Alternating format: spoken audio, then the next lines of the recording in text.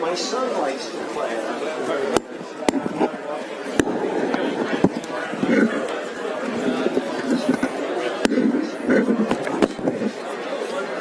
Good evening, everyone. Good evening, everyone. Good evening. It is a good evening indeed. Welcome to this evening's Askwith Forum. My name is Bridget Terry Long, and I'm very proud to be the Dean here at the Harvard Graduate School of Education.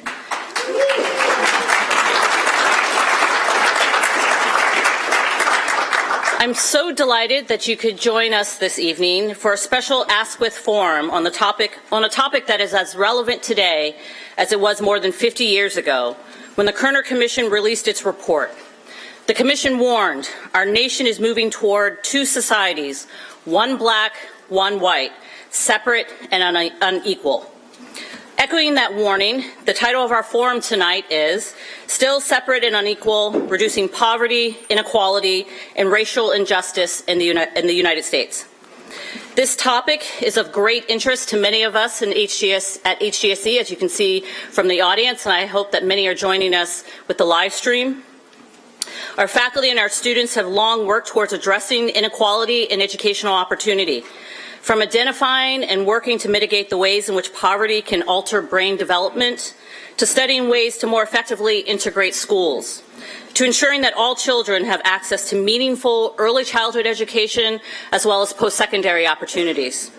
Our faculty and students are constantly looking for solutions that will address and improve the persistent achievement gaps, unequal opportunities, and other challenges that impede learning. And so it's wonderful to welcome our panelists. In just a moment, I'm going to give the floor to Alan Curtis, who is co-hosting this event with us. I want to make sure to give as much time as possible, but let me just give you a brief introduction, knowing that there's a handout with much longer bios. Alan Curtis, who will follow me in just a moment, as I said, is the President and Chief Executive Officer of the Eisenhower Foundation, who reached out to us about hosting this event related to the Foundation's new report in honor of the 50th anniversary of the Kerner Commission report. Our terrific panelists who have come from near and far are Paul Reville, the Francis Keppel Professor of Practice of Education Policy and Administration here at HGSE, and the founding director of HGSE's Education Redesign Lab. Danielle Allen, Director of the Edmond J. Safra Center for Ethics and the James Bryant Conant University Professor here at Harvard. And my friend Bill Spriggs, a professor in the Department of Economics at Howard University and the Chief Economist to the AFL-CIO. We're especially delighted to welcome E.J. Dionne, a Massachusetts native and Harvard graduate, who not only is a must-read columnist in the Washington Post, but he has a few other side jobs I was just talking with him about. He is the William H. Bloomberg Visiting Professor at the Harvard Divinity School, a Professor of Government at Georgetown University, a Senior Fellow in Governance Studies at the Brookings Institution, and a frequent commentator on politics for National Public Radio and MSNBC. Finally, I'd like to thank Jody Smith-Bennett for all of her outstanding work behind the scenes to make this a successful event. So just a few words on flow as people continue to get settled. Because we do have so many people that we're going to hear from, I'm going to keep my comments brief, but just in just a moment you'll hear from Alan Curtis, who's going to give a few words of introduction to frame the conversation. Then we will let EJ take over, and the panelists will join him on stage. And finally, we'd like to try to save some time towards the end for your questions. So that's obviously a lot of ground to cover, but welcome again. And please join me in welcoming Dr. Alan Curtis to give some remarks.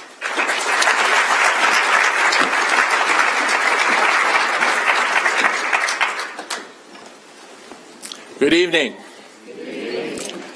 Thank you, Dean Long. Thank you, Jody. Where are you? Oh, thank you. I'm going to get right to this because we really want to hear from the panel today.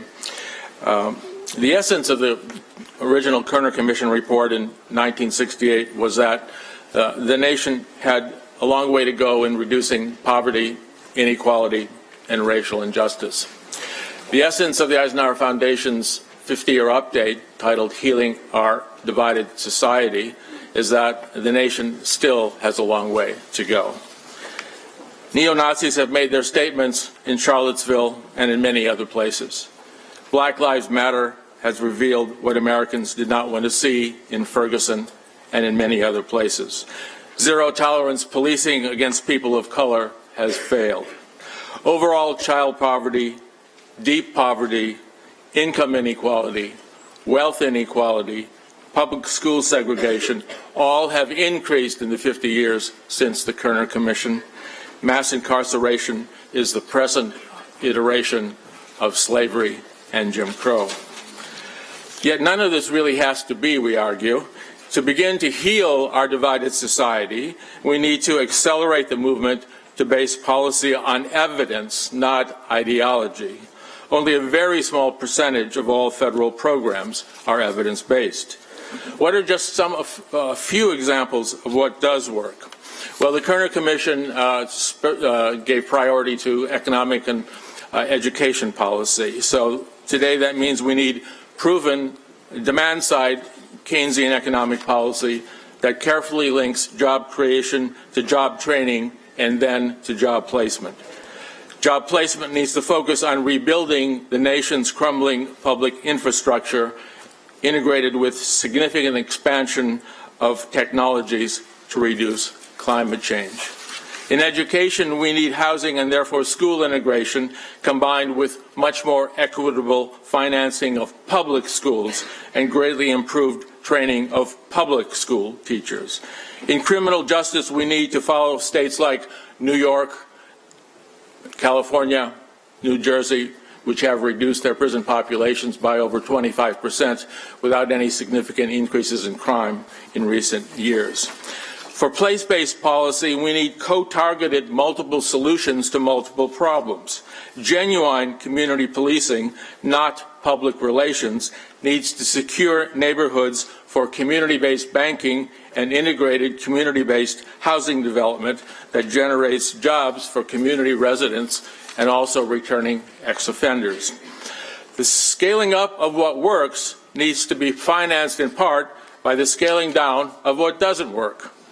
What doesn't work includes multi-billion-dollar trickle-down supply-side tax breaks for the rich, zero-tolerance policing, supply-side school vouchers, privatization of schools, and misleading rhetoric on voluntarism, empowerment, and self-sufficiency. Most of all, what doesn't work includes false rhetoric on government being the problem. In fact, the problem is dishonest government and corporate greed.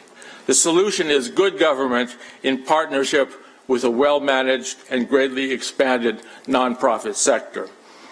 Yet new evidence-based policy cannot emerge without the new will that the original Kerner Commission said was necessary for progress. What is the use of evidence in our presently threatened democracy if there is no will to take action?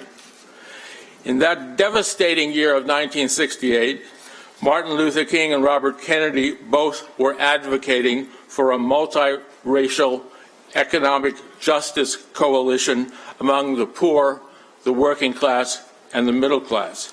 The creation of that King and Kennedy Economic Justice Coalition, which embraced the civil rights movement, needs to be the point of departure for the generation of new will in the 21st century. MacArthur Genius Award winner Reverend William Barber is among those who can help lead the way. But his National Poor People's Campaign against the immorality of poverty and inequality needs to be joined by many, many other constituencies. Those Kerner constituencies include Americans who reject the culture of inward-looking selfishness begun in the 1980s, and who, in President Kennedy's words, ask what they can do for their country. Those Kerner constituencies include Americans who reject the selfish admonition that you're on your own, and who instead recognize that we're in this together. Those Kerner constituencies include most of the 99% of us who have suffered the inequality, the greed, and the malfeasance of Wall Street. And those constituencies potentially include the 18 million white Americans who live in poverty. Why are they not voting for Kerner priorities? There are so many, many more constituencies that we are identifying in over 50 Kerner Updates events in America, in the UK, and Europe as the nation heads towards 2020. When we speak at universities, I have found that scholars often are unwilling or unable to engage in serious debate on how to create new will. I am confident that tonight's panel and tonight's audience will reverse that trend, and that you will provide a foundation for the new will events that we now are planning with the Kennedy School here. New will and a new economic justice alliance can only be bubbled up outside of Washington. But legislation and funding must build on good government. Good government and President Lincoln freed the slaves. Good government and President Roosevelt legislated the National Labor Relations Act, Social Security, and the bloodless revolution of the New Deal. Good government and Barack Obama expanded coverage with the Affordable Health Care Act. Good government and President Johnson secured the Civil Rights Act, the Voting Rights Act, and the Fair Housing Act. To heal our divided society, good government now must invest in Kerner priorities at a scale equal to the dimensions of the problem. That's what I will say about our update. I really am looking forward to our panel, which will now take the stage.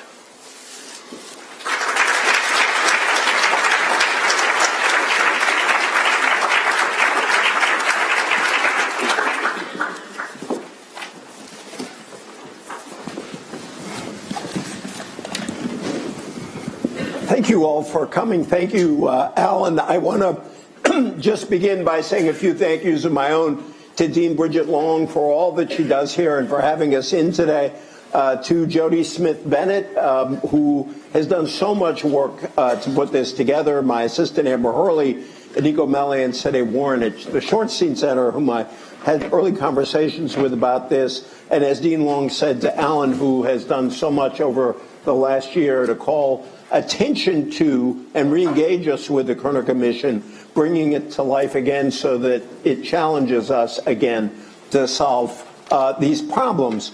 I also have to say what an honor it is to be here today with a constitutional poet, a brilliant friend of the working class, and a learned ally of every student everywhere in our nation. This is an awesome group, and I am intimidated by how wonderful these people are, but I'm really looking forward to this. I'll just offer a one-paragraph thought. Some of Dr. Martin Luther King's words came back to me when I was thinking about this event, and two phrases in particular. He often spoke, as you all know, of the fierce urgency of now, and he wrote a book called Why We Can't Wait.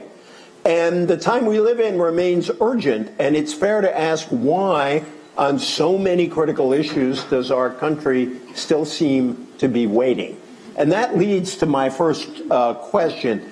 Since the Kerner Commission report described us as moving toward two societies, one black, one white, separate and unequal, we have made some definable progress as a nation, but many of the problems described in the report, in policing, in education, in the economy, have festered. Some of the critical passages in the report read as relevant to today as they do to 1968. And on questions of economic equality, we have in many ways moved backward. So I'm asking for a 4-minute answer to two questions that have launched dissertation-length works. And it's to get the discussion going. I will bring the audience in early because we really want to hear your thoughts and your questions as well. So the two linked questions are, and I'll just go down the panel. I'll start with Bill. Where have we actually moved forward, and where have we stayed still or moved backward? And related to that is, how can we find the will to solve these problems, a will that has frequently eluded us over the last decade, and is the problem only a matter of will? Bill, take it away. Well, as a society, I'm not convinced we have moved forward. But what is clear is that the African American community moved forward. So if you look back at that time period and then look today, the African American community is obviously well better educated, and many of the faults that people would claim led to low economic achievement as personal responsibility issues have declined. So single women having children, it's not the share of children who are in single parent households, it's the birth rate to single parent moms, which is dramatically declined. Teenage births among African Americans are significantly lower than they were in that period. So have African Americans taken lots of strides on that end? Yes.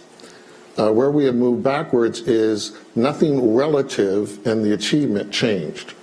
So that means despite all of these educational gains, and despite a dramatic decline in teen birth rates, child poverty for African Americans isn't much better than it was. It's definitely lower than what you would have predicted given educational attainment of African Americans at this point. Wealth gap has been exacerbated because over time we never addressed the wealth gap in our policies, and that has become exacerbated. Despite the educational gains, African Americans still don't have the income that whites had in 1968. So there's a famous scene in the movie Hidden Figures where one of the scientists is talking to one of the characters and says, "You have the talent to be an engineer. Don't you want to be an engineer?" And she points out to him the barriers that she faces and tells him, "If I were white, I'd already be an engineer." Given her drive and her tenacity. So by not addressing the wealth gap, what we have is a black community with a high level of education debt that has mushroomed, but little to show for it. The unemployment rate, if you are white and a dropout, is the black unemployment rate. That's the black unemployment rate. And I actually celebrated, I think it was like last summer, when finally blacks with an associate's degree had an unemployment rate lower than a white high school dropout. So we have not advanced in terms of the payback to what it is that African Americans have achieved, and in large part that's because on everything that would create the path to equality, the country has gone backwards. The minimum wage in 1968 was at a record high. It would sustain a family without poverty. Now we debate about the minimum wage getting close to even that level And people think it's preposterous. They think you're crazy if you want to pay people what you paid people in 1968, who are mostly teenagers, and today they're mostly adults. In 1968, Dr. King was assassinated organizing garbage collectors, and the following year, SCLC took up the charge, and women at the Charleston Hospital went on strike. The black union density went up much higher than the white union density. America has now decided that it's okay to attack unions, and our union density is almost non-existent in the private sector. All of the pathways, having a floor for wages, allowing workers to have a voice to organize and get a share of productivity increases, all of the paths forward have become hot partisan issues.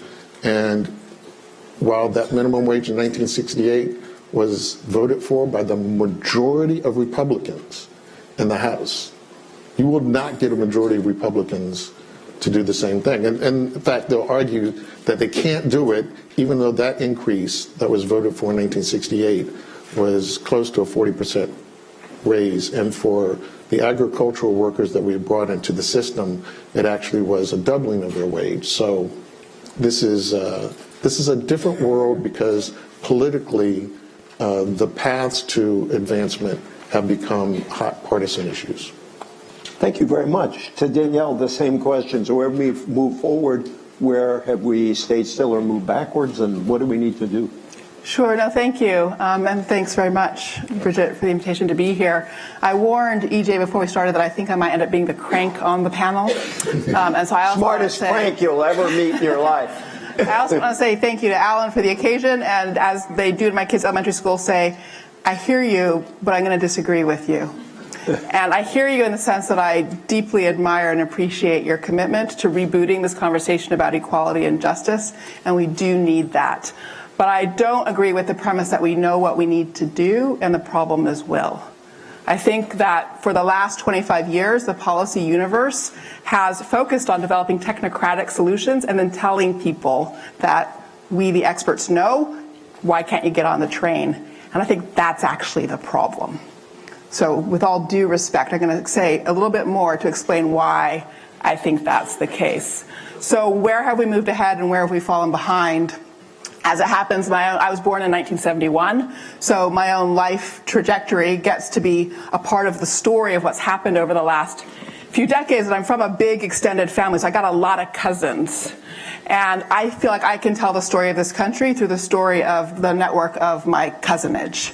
And basically, to switch for a moment to social science data, if you look at the charts that track the growth in income inequality and the charts that track the growth in mass incarceration, the rates of increase parallel each other, and they start about roughly the same time. So 1978 to 1981 is when both income inequality and mass incarceration start growing. So what does that mean? So there's a sort of double helix of racial inequality and class inequality that is growing of its own dynamics, that things that the Kerner Commission couldn't see, right? So there's a new story. But the important part of seeing those dynamics is that the growth in inequality was actually an elevator for some people. Me, okay? Me. And for others in my cousinage, they did not get on the fast track up into an elite of experts in universities like this, and ended up worse off than their parents. And in the case of my baby cousin Michael, whom I've written about, ended up dead after a 12-year imprisonment that started when he was 15 for a first arrest, attempted carjacking where he was the only person hurt. So what does that story mean exactly? So where we've moved ahead is that elite organizations in the society have managed to diversify to some degree, not sufficiently, but enough to provide opportunities that previous generations did not have. And that's why we had President Obama. He was also a beneficiary of the elevator part of our increasing inequality.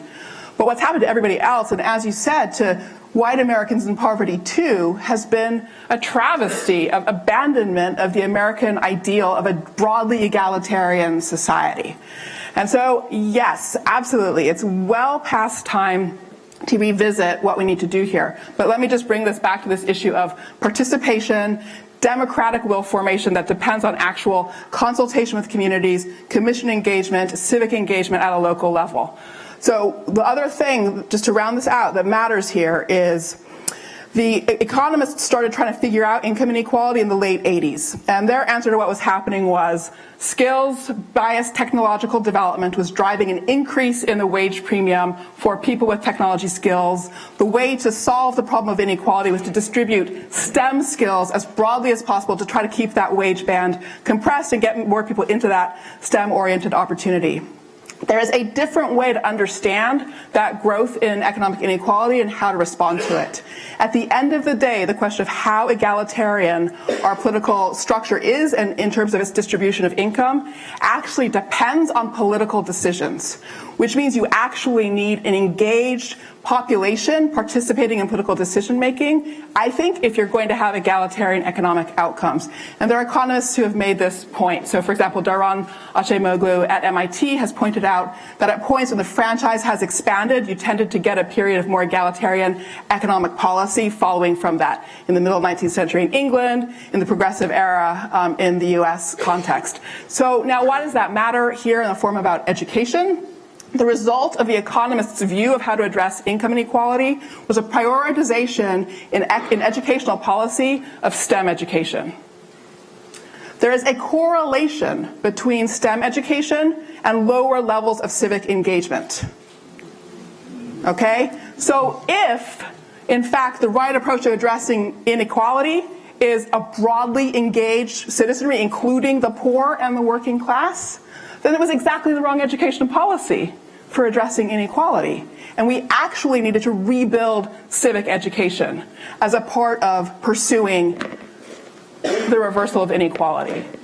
All right, so then final point, just to bring this all back together, to rebuild civic education is not just about re-engaging a citizenry, not just about providing foundation for rebuilding the power of labor unions and that sort of thing. It's also about equipping a citizenry whom, sorry to put it this way, whom technocrats respect. Okay? And we gotta respect citizens if we want to build will for change. And so that's where, I'm sorry to be so passionate about it, but I do feel like this is the biggest lesson that we've all gotten in since the 2016 election. And it really actually takes a quite dramatic rethinking of how you approach policy. More dramatic than the little words, rebuild respect for citizens, sound. So that's my take. Thank you. Paul Reville, same question. Thank you, EJ. I'm still trying to figure out how to put that dissertation into 4 minutes. But let me try and situate it within the context that we work in this kind of a school of education. I think that the report does a pretty good job of documenting ways in which we've moved ahead in education and ways in which we've slipped behind. There's some superficial indicators, things like graduation rates or career and college readiness that we've done better on. We've done better at making early childhood education available to young people. I think we've done better significantly in the policy realm, if only to articulate for the first time in loud and clear ways with phraseology like no child left behind or every student succeeds or all means all, a set of policies that are designed to really lean into this notion that the nation's future, our prosperity, the integrity of our democracy depends on our capacity to educate not just some of our students to a high level, not just some of our students ready for success, but all of our students ready for success. And that's a fundamentally different job than we've ever had in public education before. And we're attempting to do this job, have been attempting to do this job over the past 25 years at a time of growing economic inequality, as the report clearly points out, diminishing social mobility, huge challenges. And we're using an instrument, the public education, the public school system that we inherited from the early 20th century that was really built for a very different purpose, trying to tinker with that as our shortcut, as an easy route to achieving equality in a fundamentally unequal society, a mechanism that really occupies only 20% of a child's waking hours between kindergarten and grade 12, and is a relatively weak intervention to accomplish the extremely ambitious goal that we've laid upon the school system. And as a result, school systems on the whole have been unable to deliver that outcome. We still, after 25 years, 30 years of vigorous school reform, 35 years since the nation at risk generated some sense of urgency around this set of issues, we still have an iron law correlation between socioeconomic status and educational achievement and attainment.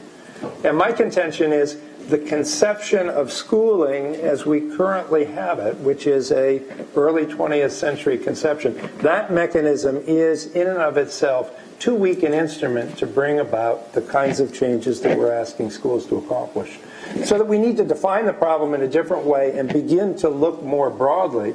And I would start at the local level, and we do a lot of work at our Education Redesign Lab here at Harvard, working with mayors, working with local communities to try and build out systems of opportunity and support that wrap around and encompass holistically the entire lives of children, that treat children differently, recognizing that children bring different assets, they bring different challenges, they come from different ecosystems, and just as in a healthcare system we don't prescribe the same treatment for everybody, in the education system we can't prescribe the same treatment for everybody. So how do communities build in those kinds of opportunities and supports that those of us who have privilege routinely and easily provide to our children from early childhood, from prenatal period, all the way until they're in their 30s, as far as I can see. So how do we do that for the vast majority of children who don't come to that through the accident of birth? And I think that's the work of the future. And I think the critical question with respect to that work is, how do we generate a sense of urgency behind that? Because moral suasion, just let's face it, hasn't worked over the years to achieve equality in our country. I like to think of us as having a felicitous coincidence between what we ought to do morally and ethically for children and what we need to do in order to guarantee prosperity and in order to guarantee healthy democracy going into the future. But in order to accomplish that, I think we need leadership. In other words, we need somebody articulating, voicing some key constituencies, and there's been mention of some already, articulating that point of view. We need to generate a sense of urgency, a sense of threat really to our society that we last had with the Nation at Risk report to some degree, which we had to some degree when the Russians launched the Sputnik in 1958 and got us doing things in education. And then we need sort of proof points. We need examples, and I would start here with your colleague Bruce Katz at the Brookings Foundation, who's talked about the new localism in local communities, because I think if we wait for the federal government, we're waiting for Godot at this point. State leaders are distracted. You can find in our political discourse almost no discussion about education these days because we've had so many civil wars within our field. We're largely abandoned right now by corporate leaders, by government leaders who find the space of education too treacherous to operate in these days. So we need local leaders. We need mayors, local communities. We need children's cabinets, folks who care about this set of issues coming together to prove that it can be done. And I think there are enough preliminary proof points to give us a sense of optimism about this. So I'll stop there. Thank you. I was thinking Godot might be insulted by being compared to the current federal government. And I have to report how many smiles there were in this audience when you said that children need support into their 30s. There seemed to be recognition among a lot of people. I want to sort of go to Danielle and your useful crankiness, which is irresistible to go to. I mean, I was going to ask you, and I would still like you to talk about, if you're willing to be a technocrat for a moment, what policy areas do you think are most important to solving these problems? But I also want to sort of, in a way, challenge you on this technocratic assertion, because how do you distinguish between what you call technocratic solutions and communities that are democratically trying to solve problems, turning to experts, to technocrats, to find ways of solving the problems? I learned today, one of the great things you're doing is this civic education project around the towns in Massachusetts. So the state and these communities turn to you as a genuine expert in these matters to provide guidance for solutions that they're going to decide on. So what is the relationship between technical knowledge and small d democratic action? So thank you. That's a great question. And I'm not going to say touche, because I actually don't think it does, in fact, touch. But so yes, expertise is valuable and critical. Expertise doesn't have to function in technocratic ways. So I am identifying a sort of technocratic approach to the use of expertise as one that does not think of itself as in partnership with community direction setting. So just to give you a very concrete example, as we work to develop a curriculum for 8th grade civics in Massachusetts, we're not developing a curriculum and then delivering it sort of separately in our sort of research or think tank space. We have a lot of research about what we think does work, so we sort of do use that vocabulary, but we start from the very beginning working as co-creators with districts. So there are parts of the curriculum, essential questions that districts are putting on the table that we wouldn't have put on the table.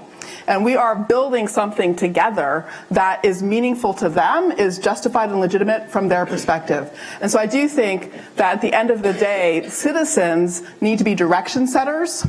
And so if we haven't taken the time to ask citizens what direction they want to go in out of the field of possibilities for solving this, then we're in danger of not securing the legitimacy that is the ground for will. So for example, I think that if you sort of really dug into communities about sort of what's a thing that they think needs to change first, you'd find some things prioritized that aren't on the list that we have in the very interesting op-ed that was distributed to everybody. So I would say first and foremost, if you really care about mass incarceration and criminal justice reform, you've got to legalize and decriminalize and change to a harm reduction paradigm for dealing with substance use disorder. That's not a traditional policy idea for this space of thinking about equality, but I think if you actually kind of did work in communities, you'd be surprised how much traction there was for that idea. And there's a reason, because people understand the connection between that structure of drug laws and it's the vice it has on people who start out in poverty. Let me just one more round on that, and then I want to go to Paul and Bill. Bill is an economist for the AFL-CIO, so he is putting his professional expertise to the use of working people.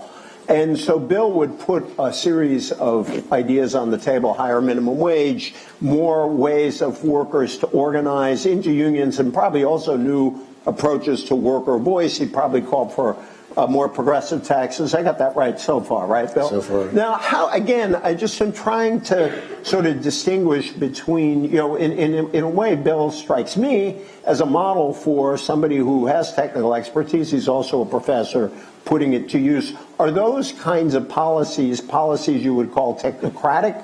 Again, I'm trying to, because I say this as somebody who very much empathizes with the idea that the solutions should come from the bottom, and that democratic action, again with a small d, is sort of key to a lot of our problems. So I'm very sympathetic to that. But I've struggled with this idea too, of that we actually need people who know what they're talking about. I don't know how to fix the healthcare system. I have ideas about how to make it fairer, but there are people I know who know a heck of a lot more about the healthcare system than I do. So I'm just pressing you a little bit on that. I'm happy to respond, but also, Bill, did you want to jump in first before I respond? I'm channeling Bill. I'm trying. I mean, it's a fair point in the sense that no particular policy in itself is necessarily technocratic or not, unless it has built into it, as with the Federal Reserve, the notion that there should be no political reconsideration of the basic parameters of how the Reserve operates. So the Reserve, by definition, is technocratic. Okay, so that's a very specific case. But leaving that aside, I mean, sort of higher minimum wage, no, that is not by definition technocratic. But the question would be whether or not, as you're deciding how to prioritize the kind of work you want to do, whether at the municipal level or at the state level or at the federal level, how much time has gone into building actual deliberative contexts that are getting citizens to figure out what the order of priorities is, the order of sequence and so forth. And there's technical and expert advice to be given to people. No, like that sequence is not going to work for a whole lot of very specific reasons. But so what's another sequence you want to think about, for example? But really engaging in a serious way, in a partnering way, rather than got the answers baked, let's deliver them, now you guys figure out how to implement them. Now, the question I want to ask Bill is actually a question he threw at me, and I liked his formulation so much that I'm going to read Bill's question to himself. Just in the interest of transparency, we need more of that these days. We now know the path the country took after the 1970s. In hindsight, the Kerner Commission describes a nation pulling apart when the period 1960 to 1970, think about this, was actually a period when poverty was falling, school integration was near its highest point, and that was the last period when inequality was near its lowest point. I think 68 was a sort of relative low point for the Gini coefficient, if I remember the measure of inequality.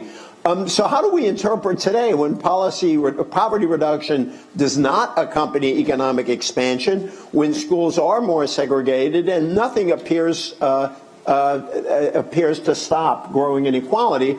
And Bill added the note that back then we defeated a Goldwater and a Wallace, not the same thing, by the way, and we elected another kind of politician 2 years ago. That was also part of his question. So take us back to the glorious days of 1968 and when this report was written and what went wrong.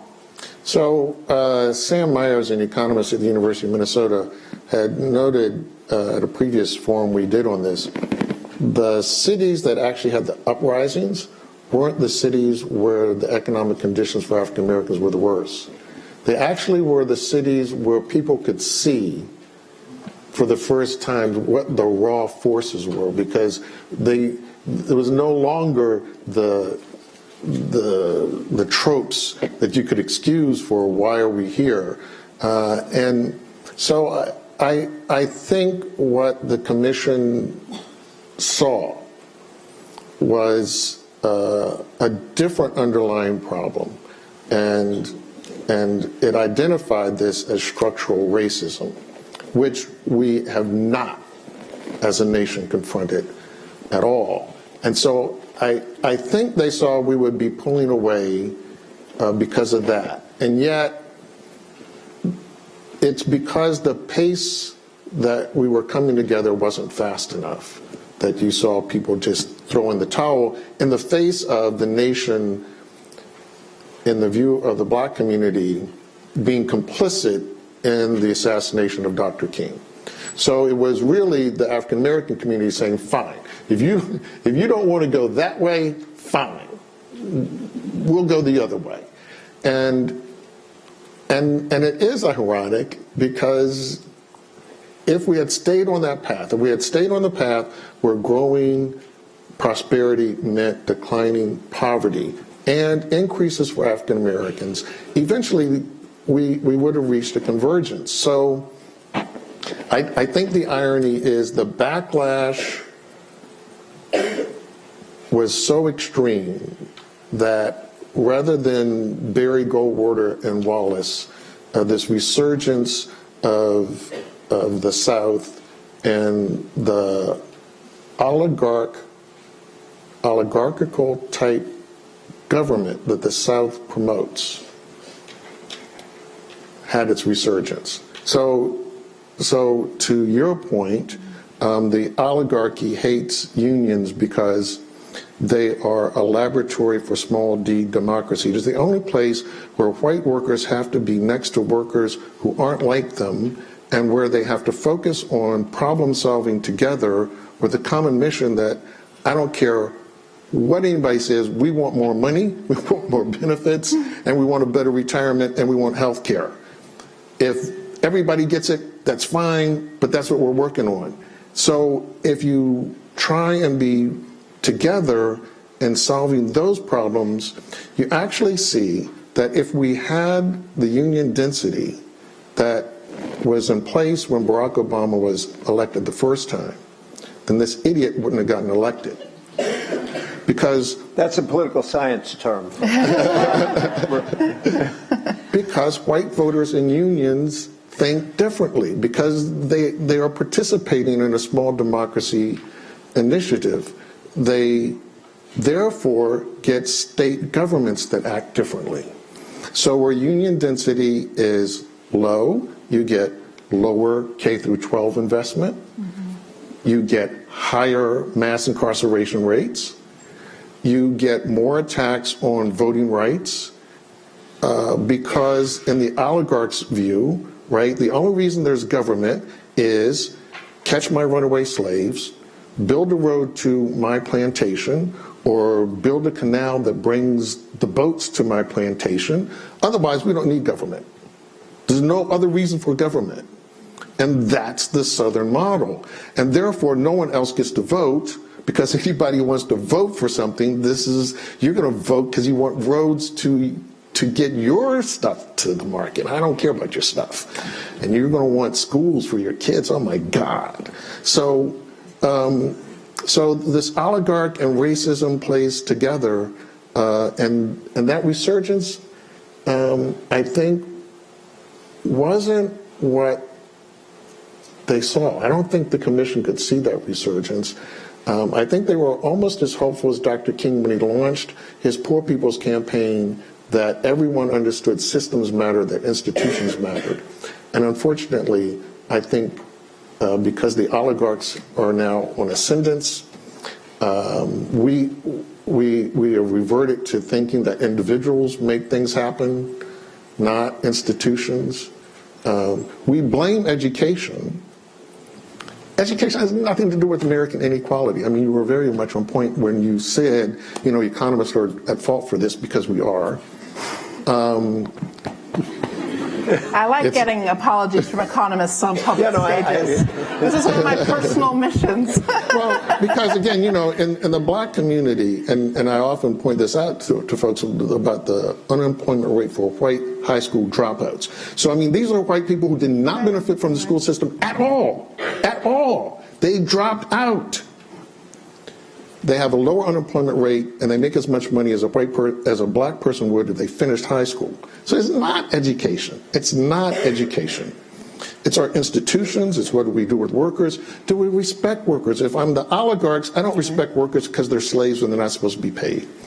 So do we respect the people who do the work? And what economists did in their language was use the term unskilled. Right. What the reality was, the evidence was people with college degrees were making more money, not people who were unskilled. Right. Unskilled became a pejorative. And then it becomes the way we throw everything away, including the people. Mm-hmm. Oh, we have trade deals, and skilled workers will benefit from trade deals, meaning unskilled workers go to hell. Yep. And we talk about these things as if they're good. Globalism is good. Technology is good. And the solutions is you need to be able to be high skilled in order to be part of the global and technological advance. If you're not, you're unskilled. So it's a pejorative. It has nothing to do at all with education of the workers. It has everything to do with our choices of policy, our respective institutions, and our understanding that institutions matter.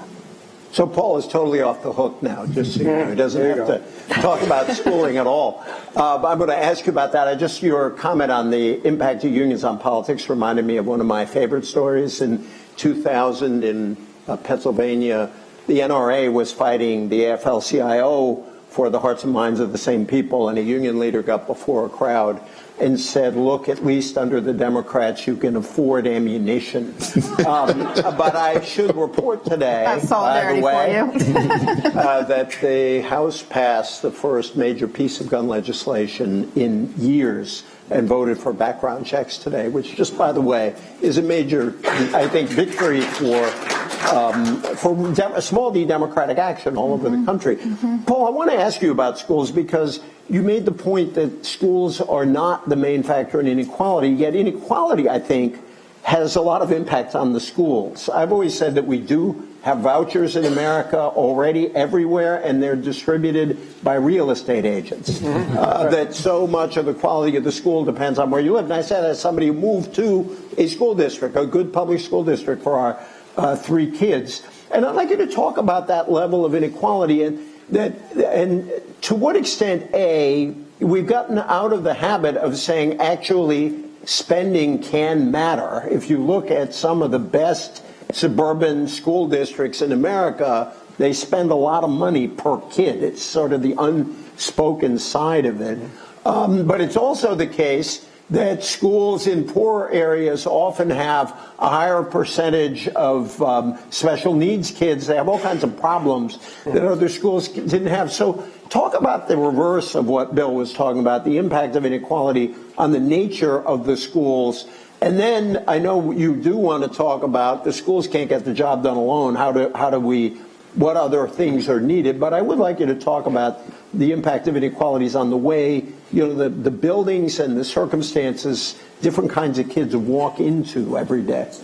Well, in the healthcare field, there are people who think about the social determinants of health and talk about the residual policies that marginalize people, that put people in neighborhoods where they don't have access to quality housing, to safety, to clean water, to fresh food, to things of this nature. High stress environments, people are flooded with cortisone. And in that field, as Dr. Anthony Aiton talks about, tell me your zip code and I'll tell you your life expectancy. And we have similar social determinants with respect to education. And in that context, as sort of an answer to your question, is education then in that context becomes one of the symptoms, one of the residual symptoms of policies which marginalize people and which we as a society accept that it's okay for some people to live under these circumstances of less than high quality schools in the same way of all those other health factors that I mentioned earlier. But at the same time, simply focusing on schools as well, if we change the schools, this is going to be the lever to change inequality. In other words, our whole approach to dealing with the crisis that the nation at risk actually pointed out, which was a human resource crisis, which is why the business community took the lead in the education reforms of the late 80s, early 90s, which was to say we aren't skilled up to a high enough level, to come back to the terminology Bill was using. They were afraid we can't find people to do the jobs of the 21st century because we had, a bell curve of student achievement over a fairly low center, and the new jobs, the jobs that weren't being automated or sent offshore, were requiring higher levels of knowledge and skill, and our school systems weren't really built to do that. So if we focused on optimizing the schools, and there are lots of theories, the room is full of theories about what it takes to make schools perform at high levels, but if we just invested enough and enacted the right policies, we would get this mechanism, which again occupies 20% of a child's waking hours, to offset all the other inequalities that surround school and make everything right. I call it the Horace Mann fallacy. Horace Mann thought if we get education right, it will be the great balance wheel of society. It was a radical notion in his day of everybody, irrespective of race, religion, ethnicity, gender, we come to the same school, we give them the same treatment, and then ipso facto we'd have a meritocracy. And it turns out we've got now 150 years of data that it didn't actually work out that way. It isn't a strong enough intervention, particularly in a high-skill, high-knowledge society. So the strategy of simply focusing on optimizing this outdated, outmoded mechanism without being attentive to these social capital factors that surround school, that totally permeate the lives of children. We have 55 million children in public schools now. 1.3 million are homeless to begin with. So if children are operating under that level of toxicity and stress, the idea that you somehow through a curriculum intervention are going to improve their prospects in life and put them on a level playing field with children who've had every imaginable advantage is just out of bounds completely. So what we're trying to focus on is how do you go into communities, and it's a bit like something that Danielle was talking about, not with a technocratic solution. We're just coming off 25 or 30 years in our field where there have been so many top-down reforms that the field is rebelling and pushing back against other people's ideas coming from the elite as to how things ought to change in schools. But going into communities, asking mayors, asking parents, asking students themselves, what does it take to build a school system that will live into this policy ideal of preparing all of our children, and all means all, no excuses, no exceptions, to participate in a 21st century high-skill, high-knowledge economy? What would it take if we were actually to try and do for all children what those of us who have privilege can do for our own?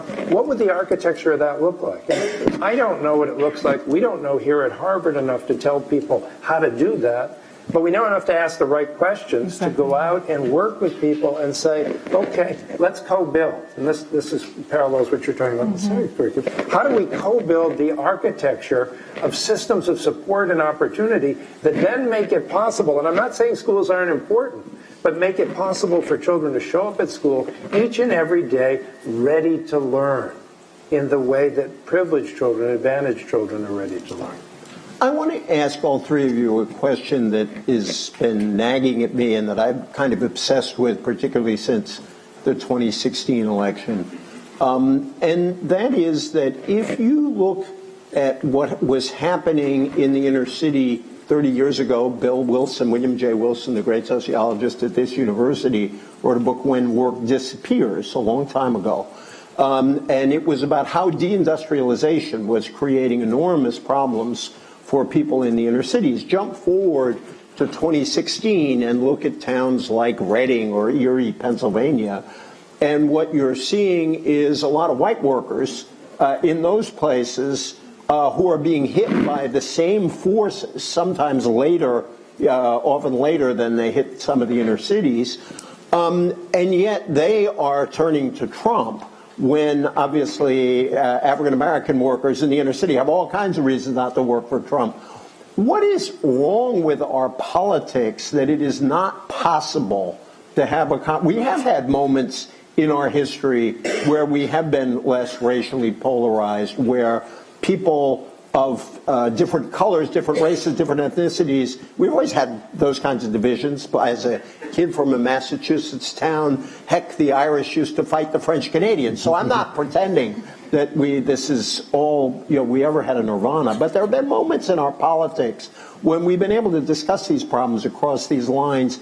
Can we do that again? I'm going to ask Danielle again, because this is maybe ends up being part of your civics curricula that you're going to write. What's happened to us? Because we desperately need to be able to have those conversations across those lines. And about a bill here, I mean, the unions did some of that in the past. How do we sort of move to a different kind of politics on these questions? Well, we do have to do it again. So it's, from my point of view, it's not a question of whether we can do it again. We just have to, which means the relevant question is how to do it again. Yes, I think there are lots of different components to the answer. So from my point of view, the sort of, I'm going to give you another example from the civics case, the civics work, and it speaks to the co-build, co-design idea. So we're working in Massachusetts. Massachusetts is obviously a blue state. The reason the Common Core did not have social studies standards is because the country is too polarized. And although the governors could agree on STEM standards and ELA standards, they tried on social studies, they wanted to, and it was a complete no-go thing. So what's the solution to that? So, as we build our work in Massachusetts, we've started to look for a partner in a red state. And we will co-build and co-design, which means our red state civics curriculum will look different from our blue state civics curriculum, okay? And we're okay with that, all right? And so that means our answer to what counts as a good civics curriculum is going to be inflected by the values and priorities, not ideologies, of the communities that we're working with. And I think it matters to take those other values seriously and to see where you can actually find opportunities for co-building and co-creating.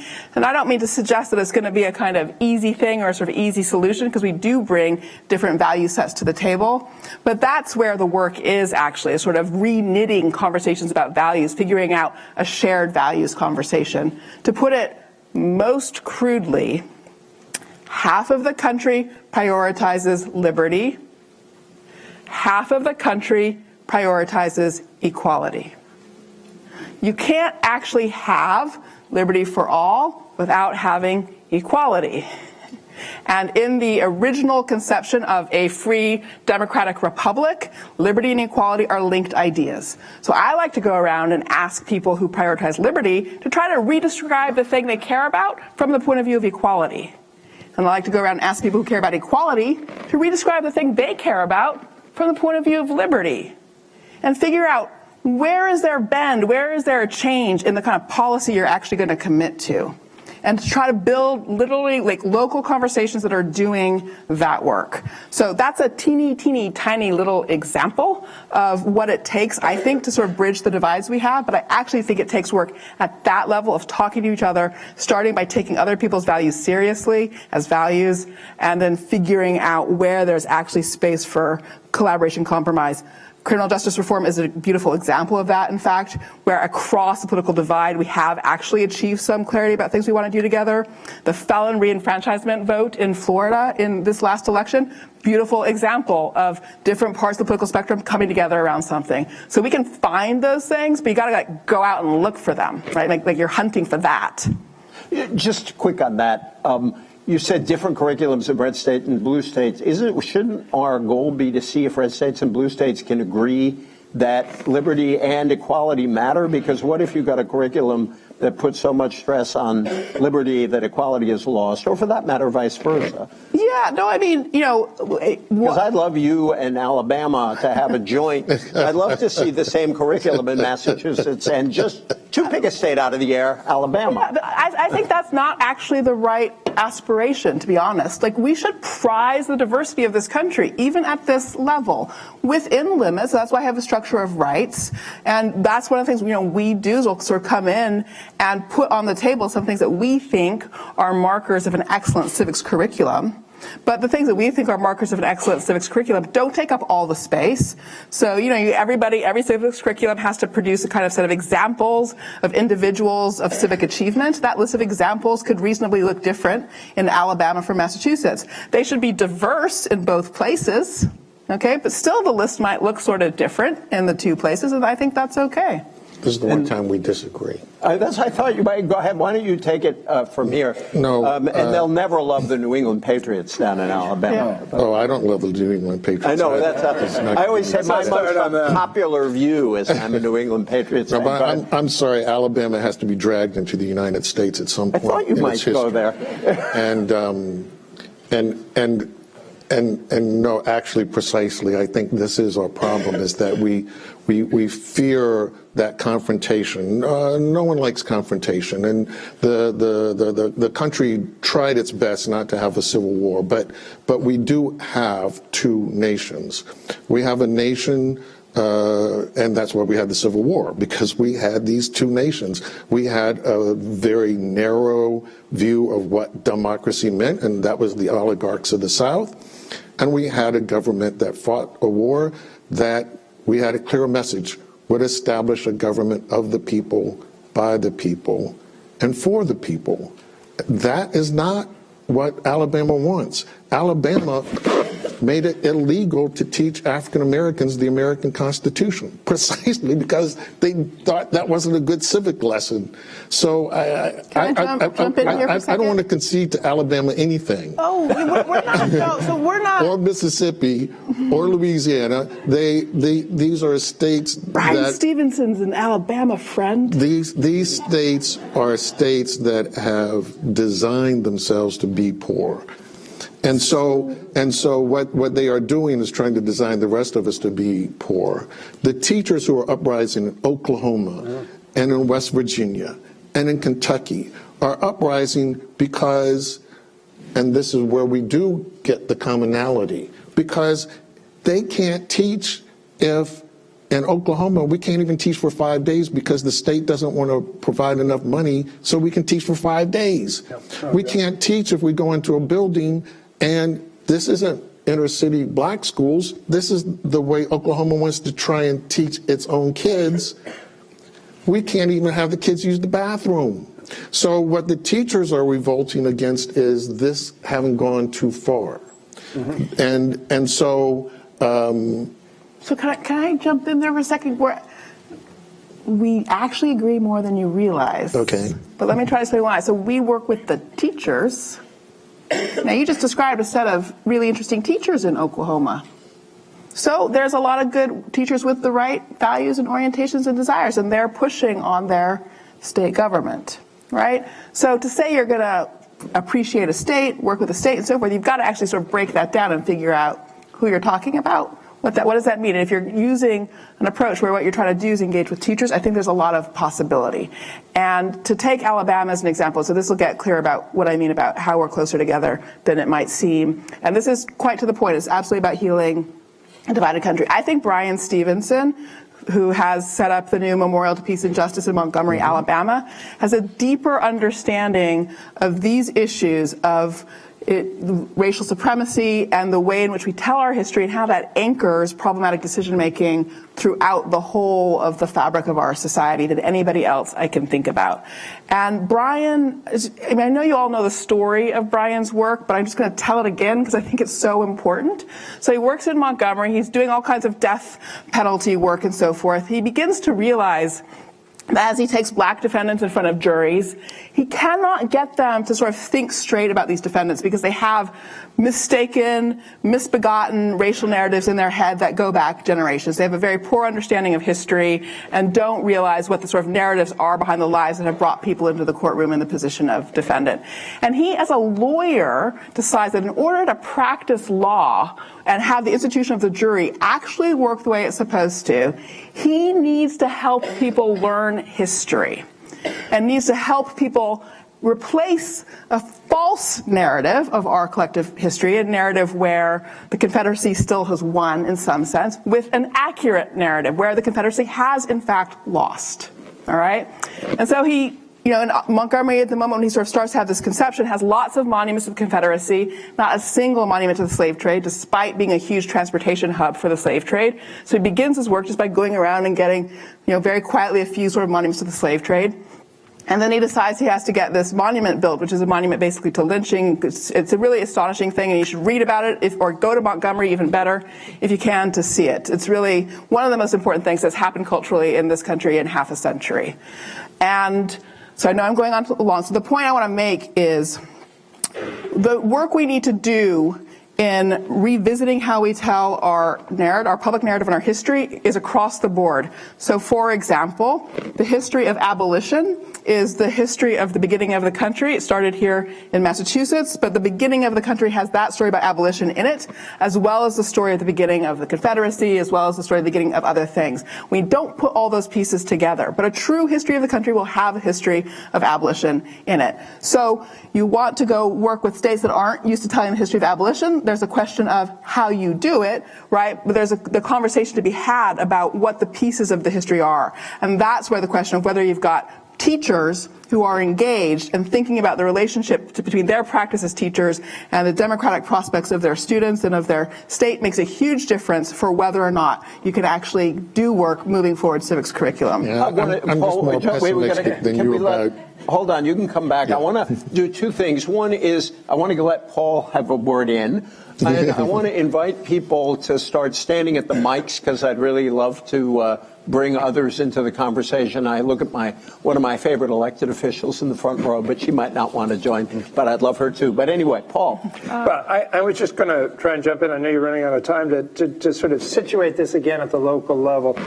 Jim Fallows and his wife came back to America after a long time and heard all the read all the headlines about the divisiveness and how at odds we were as a society as a whole, and did a tour around local rural communities throughout the United States and found there a much greater capacity than those headlines would have suggested for people sitting down and solving problems collectively together. And I guess that's what we're trying to suggest with the work on building these systems of support and opportunity around schools, is that when you bring a community together around around the idea that what we're doing to prepare our young people for success is not sufficient by just providing an adequate school system, whatever adequacy means. But there are a whole host of other things that if we want our community ultimately to be prosperous, we're going to have to do for our young people. And we're going to have to collectively figure out a way to solve that problem. I think that kind of getting people at the table across from one another, developing this sort of political empathy, which is something I think we're in desperate need of as a society and in terms of our leadership, is a good way to start on this sort of healing dialogue. It comes through problem solving, it comes through joint work, it comes through a focus on children, and it comes through imagining a better, different future and a bolder, broader system for leaning into this ideal of preparing everybody to be successful. But isn't one of our problems, just forgive me 1 second, sir, that when you look at our communities, they tend to be quite homogeneous, both politically and ethnically. So when you're bringing people together locally, you're actually often not bringing people together across lines of class, race, ethnicity.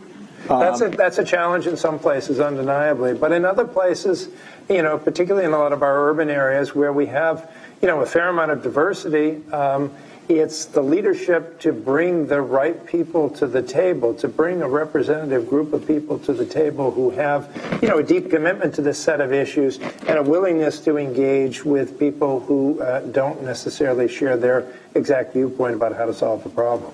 Because I'm still Bill Bishop's book, The Big Sword, about how we don't even live near people we disagree with anymore. In my neighborhood, even though it's not my politics, I told my kids I respect everyone who puts up a Republican sign because it takes real courage in our neighborhood. There are other neighborhoods where the opposite is true. And this is not even to divisions by race or ethnicity or other things. No, and that's a critical problem. I mean, the diffusion of social capital in our society and the degree to which housing isolation, which you alluded to earlier, which is the largest form of school choice that we have, we're increasingly isolated. The work of Bob Putnam's done on the book called Our Kids is all about, the lack of sharing of social capital that once existed at a broader scale. It was never perfect, but once existed at a broader scale than it did now. And social capital more important than ever before to access to opportunity to develop human capital, which you can then sell on an open market. Excellent. Now, I want to bring in as many people as I can, so I'd like to collect at least sort of 3 questions at a time, because otherwise, if it's one question and we have such a brilliantly opinionated panel, we might all want to answer them. So let me see. The gentleman over here was the very first in line, and then Patty, introduce yourself. Be good for you in the next election. Go ahead, sir. I was in Detroit in the summer of '67 when it went up in flames, and that summer when 80 American cities were under military occupation. That experience informs my justice work ever since. I was doing draft counseling there, and it reminds me that the war on poverty was giving way to the Model Cities program because we needed the money and the bodies for the war in Vietnam.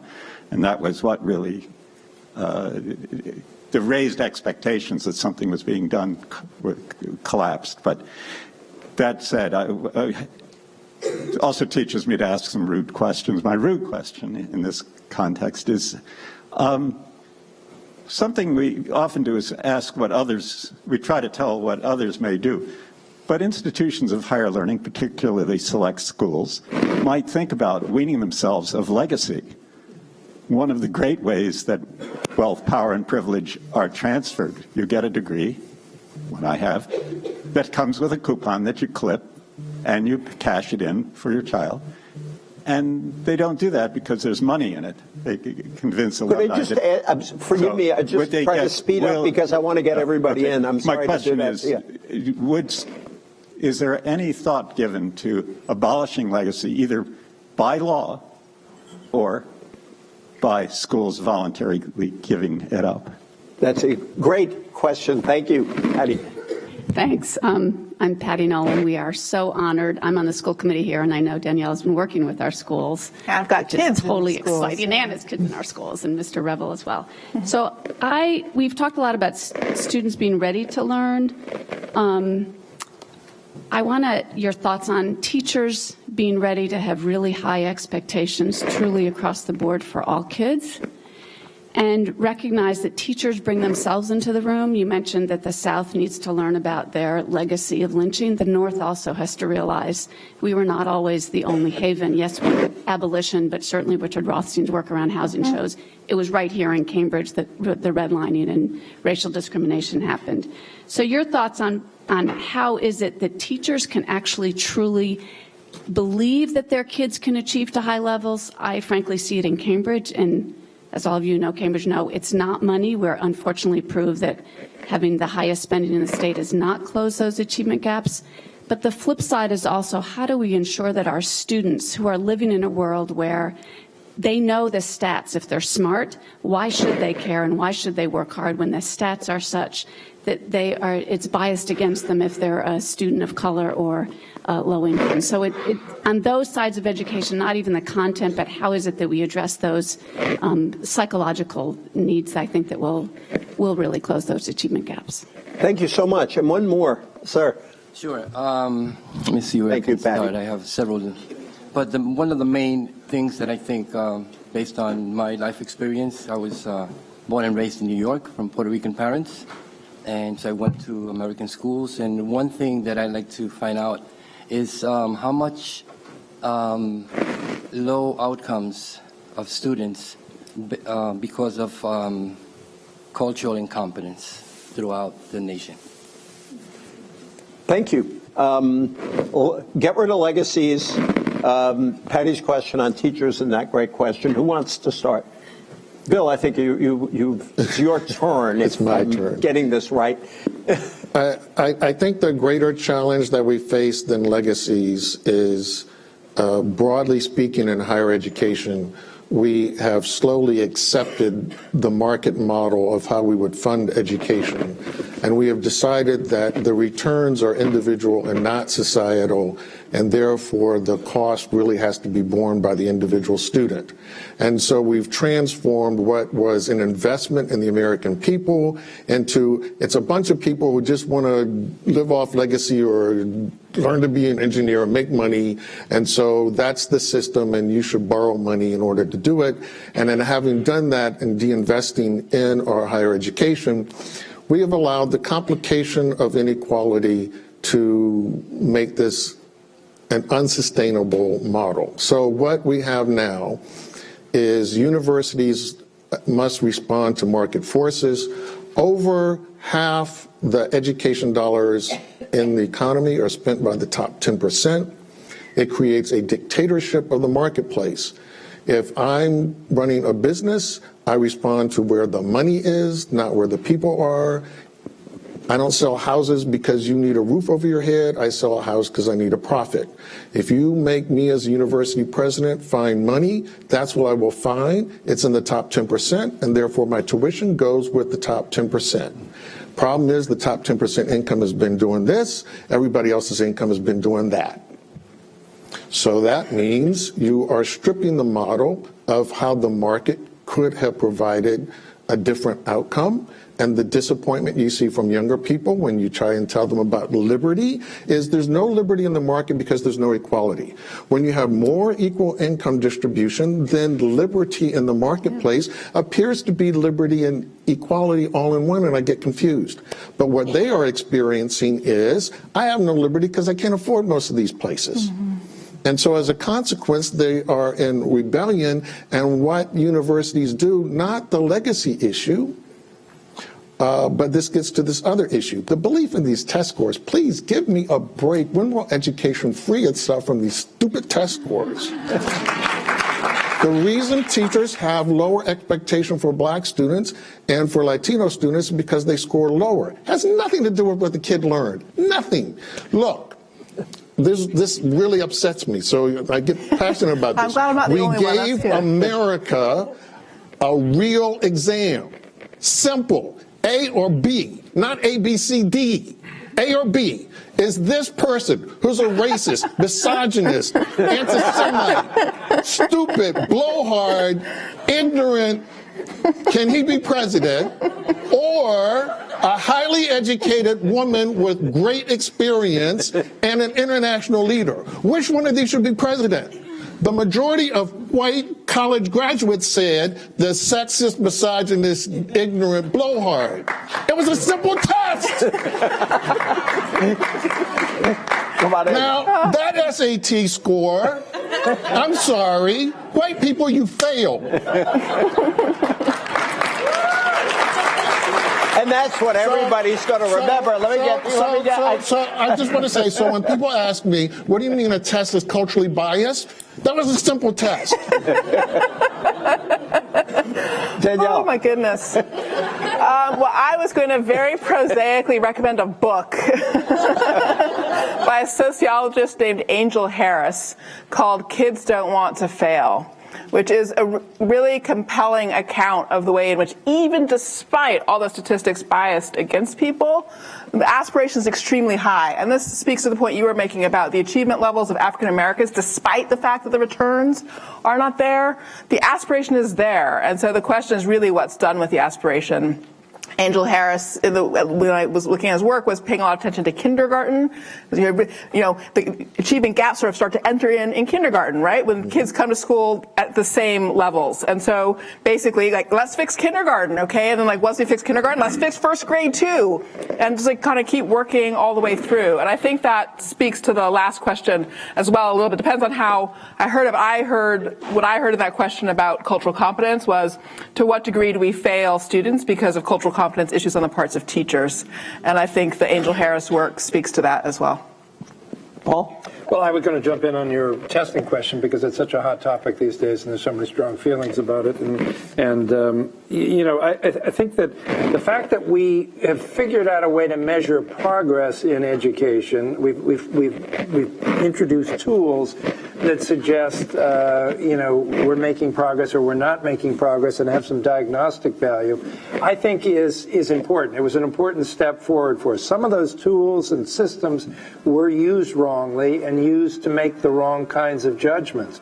But the notion that if we care about child development, if we care about equality, if we care about children's issues, it's going to require more investments.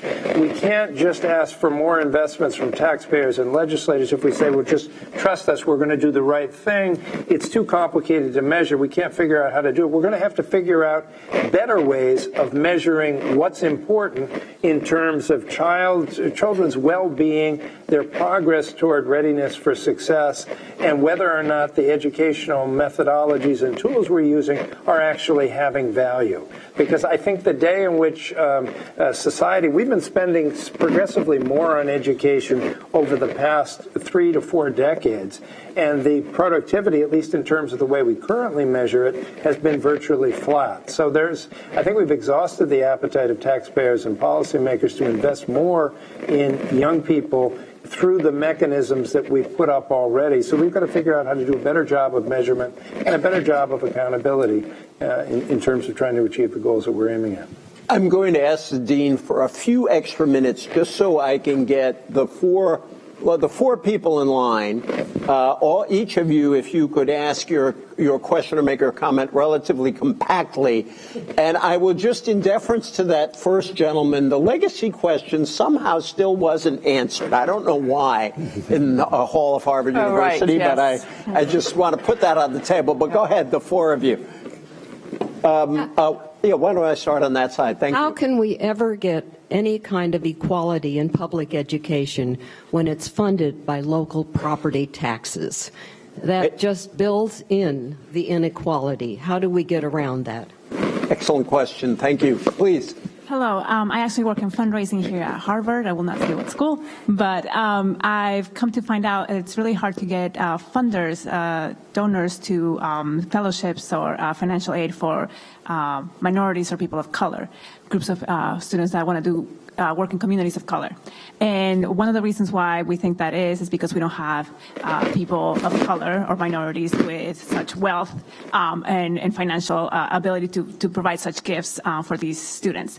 In your research, have you found anything regarding the ability to invest back in education, especially in private schools and private institutions of higher ed for these specific groups, and maybe what can be done so that they can help out the next generation coming up? That's right in your wheelhouse. Please, and then the gentleman over there. Thank you. That's a good question, too. Hi. As we're talking about technocratic rule and we're talking about the issues of localizing these national problems, how can we think about, and how do you all think about legitimizing the local power that people have and also legitimizing the localization of these national issues? At what scope do we start to really think about the progress that we can make and how we can empower these local entities to make change when it really is still institutions like Harvard that are going in and legitimizing their voices? So can you talk about how you envision that work and how you envision creating, whether that's national will, to really give more power to the local voices that are acting there? Thank you. And finally, sir. Y'all kind of touched on it, but most of the people who make policy and things like that around education don't resemble the students that are in my classroom, for example. And so I'm curious, that being true, is it even a place for those people to be in that conversation about these policies that need changing? I get the fact that they're the ones who are going to have to do that once it gets written and all that, but should they be a part of that original conversation if you're not someone somehow explicitly in education?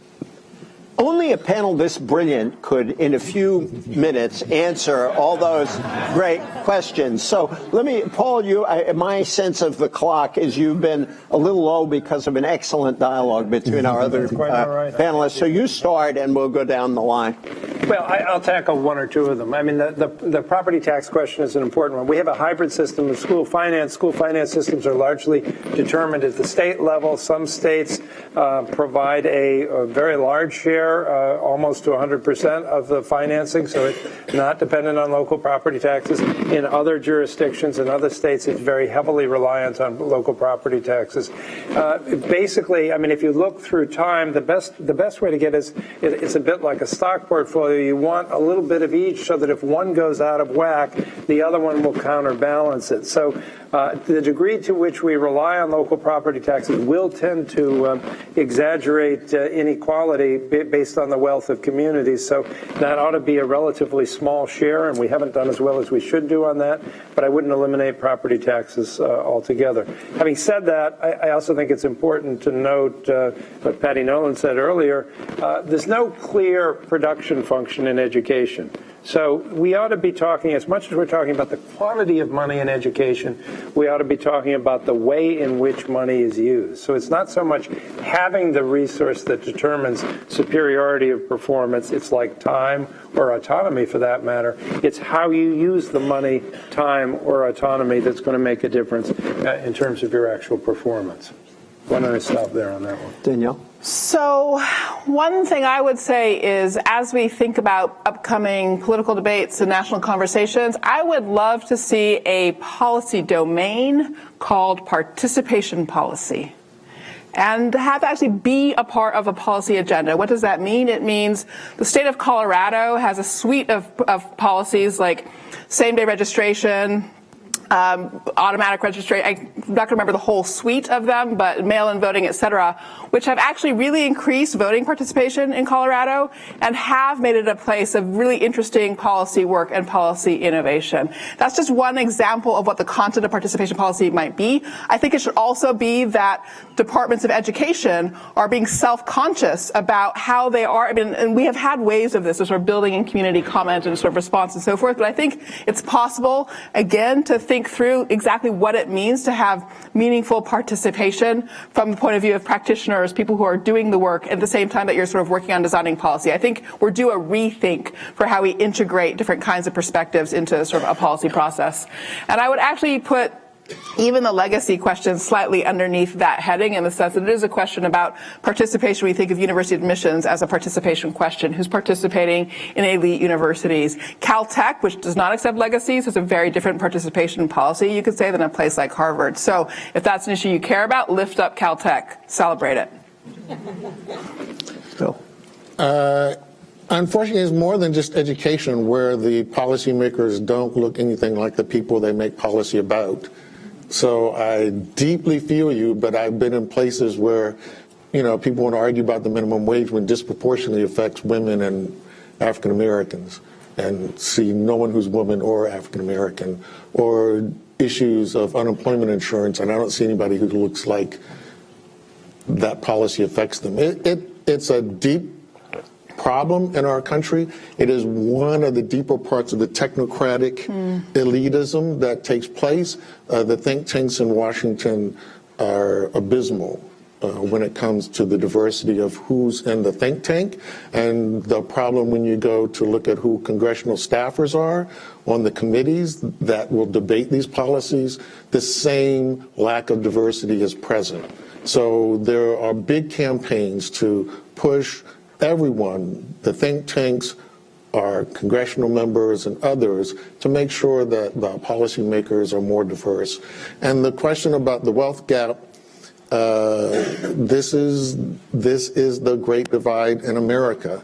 It is the reason why the current path of inequality and the current discourse that we're having is dangerous. It's highly dangerous. If I describe to you a country in which all the wealth are held by whites, but whites are the minority, immediately you think, oh, South Africa. But you're almost describing the United States. We are the most unequal advanced economy. Our only competition are Mexico and Turkey, not the people you want to be in competition with. But quite literally, the reason you raised the issue about wealth, right? If you take the 1%, right, you don't even need the whole 1%. You just need like the 30 richest white people in this country. And that's more wealth than every black person and every Latino in the country put together. And it gets to these issues of universities. Howard is the only HBCU that has what it calls an endowment, because it's $780 million. The rest of them have what is called a contingency fund. They gloriously call it an endowment. Bennett College, which was in the news because it was trying to save itself accreditation, and its endowment is $13 million. That's a rainy day fund. That's not an endowment. You can't run a university on $13 million as an endowment. So these gaps show up, whether it's universities, whether it's cultural institutions, whether it's museums, anywhere where wealth matters, the ability to make permanent institutions becomes an issue. And in this era of rising inequality, where housing, healthcare, and education are going to outstrip the middle class. They have outstripped the middle class. They're going to outstrip everybody but the top 20%. Half the income of the United States in a few years will be in the top 10%. Half the income, which means half the spending power, which means half of all the decisions made in the marketplace will be made by 10%. In that world that is highly colorized, highly racialized, and in which you have a president who has raised expectations on rights of making racial claims, that is a dangerous country. Paul, you had the eager look on your face. Yeah, I just wanted to go back to the gentleman's question about the representativeness of the field and the policy community relative to education in particular. And I have to give a pat on the back to the dean and to the School of Education. I think this is the role of professional schools. We're the most diverse school in the university, and work very hard at changing the ranks, not only the rank and file in the classroom, but the rank of leadership and the way leaders approach leadership, which goes to one of the other questions that was raised about the legitimacy of leadership in local communities. bringing along the kinds of leaders who are going to look beyond just the formal authorizers in local communities, but reach out to community participation as a way of informing policy. When I was a Secretary of Education, I needed to have groups of people outside of the normal elected officials who could inform me about what was really happening in schools, what was really happening among students, what was really happening in communities relative to education. So I think we have an obligation as professional schools to work on that in not only who we bring into the schools, but the ways in which we train them. I mentioned to Alan earlier in the day that I often tell my students, we talk about equality, we talk about money, we've been talking a lot about it tonight. I often say to my students, particularly my students of color, if you want to begin to be part of that equity discussion and at that table, learn to follow the money. And if you want to learn to follow the money, those people who know, for example, the state finance question came up, who know about state finance systems, are typically white guys with green eye shades, and there are about a half a dozen people in each state who understand how these systems work. So if you want to get at that table, you've got to go into the sort of mechanics of how that actually works and get on that green eye shade yourself and get to that table, because that's where some of those decisions on equity are going to get made. So I close, and I'm going to bring up Alan for a final word. Two of my favorite quotations, one from the book of Amos that Martin Luther King always used to channel, "Let justice roll down like waters and righteousness like a mighty stream," and the other from Fannie Lou Hamer, "I'm sick and tired of being sick and tired." I love that line.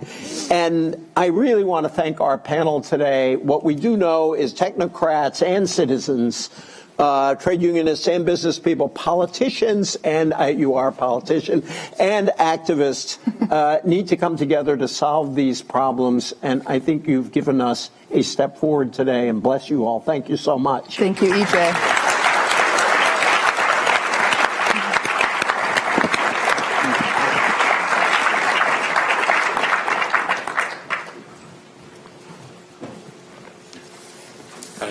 Just quickly, Danielle is so right about the museum in Montgomery. You all ought to really see it. When I was in Montgomery, we had a great session with the Southern Poverty Law Center on how to bubble up New Will. And we're working with the African-American woman who's mayor of Gary on how to bubble up New Will in Gary. And we're working with the National Low-Income Housing Coalition and community action agencies of the nation to bubble up New Will from all of their localities at the grassroots. And finally, as I mentioned at the Kennedy School, we're going to be bringing in emerging leaders to see if they can generate strategies on how to generate New Will. And we really would welcome your participation in that process, Danielle. For all of you here, if you want to continue the debate, there ought to be some email address that you can utilize because this is going on for the next 2 years. You can also come up to me afterwards. We can send you a copy of Healing Our Divided Society. And finally, thank you, Dean Long, and the whole Graduate School of Education for reminding us how long the dream has been deferred. What happens to a dream deferred? Does it dry up like a raisin in the sun? Or fester like a sore and then run? Does it stink like rotten meat or sugar over like a syrupy sweet? Perhaps that dream just sags like a heavy load. Or does it just explode?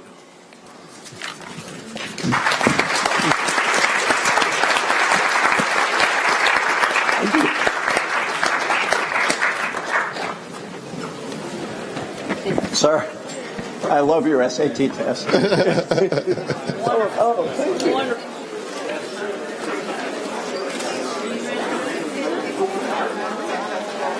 Hey.